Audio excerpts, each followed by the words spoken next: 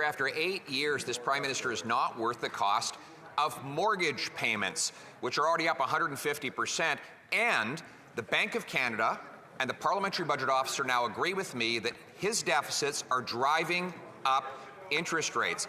Scotiabank says deficits are driving mortgage rates up 2%. That works out to $700 per month.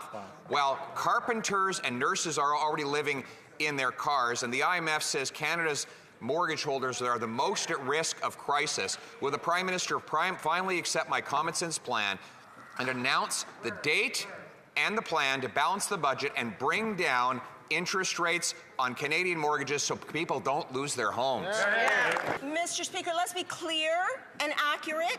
Much of that spending referred to by the Leader of the Opposition was provincial in nature, not federal, Mr. Speaker.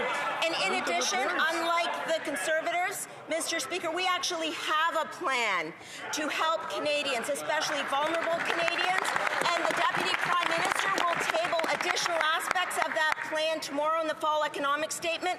But let's be clear, we are here for Canadians every single step of the way, unlike the party opposite that votes against every single time, Mr. Speaker. Mr. Speaker, the Prime Minister's plan is to increase mortgage payments by 150%, which he's already done. And now Scotiabank says government deficits have added 2 percentage points to interest rates.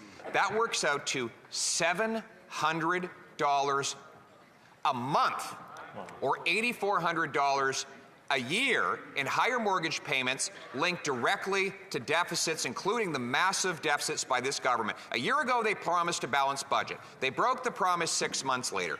Will they come back tomorrow with a plan to balance the budget so we can bring down interest rates and inflation so that Canadians can keep their homes? Mr. Speaker, with respect, we have a plan that's going to build more homes, that's going to restore a level of affordability in the market. Where we are cutting taxes on home builders, he wants to raise them. Where we are funding cities to increase their ambition on home building, he wants to cut them. Mr. Speaker, it is hard to accept criticisms from a member of the House of Commons who, when he had the opportunity to be the minister responsible for housing, had access to $300 million and only got 99 homes built. Mr. Speaker, we are going to build homes, and we are going to build them by the millions. Mr. Speaker, when I was housing minister, mortgage payments were less than half of what they are now, and rent was less than half of what it is now. Those are the hard realities. And now his plan, the Prime Minister's plan, is to quadruple the carbon tax. Quadruple it.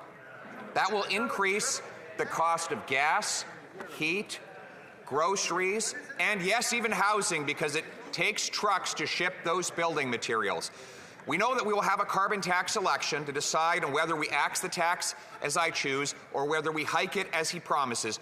But can we accept a Canadian compromise and at least freeze the tax in the meantime? Yes or no?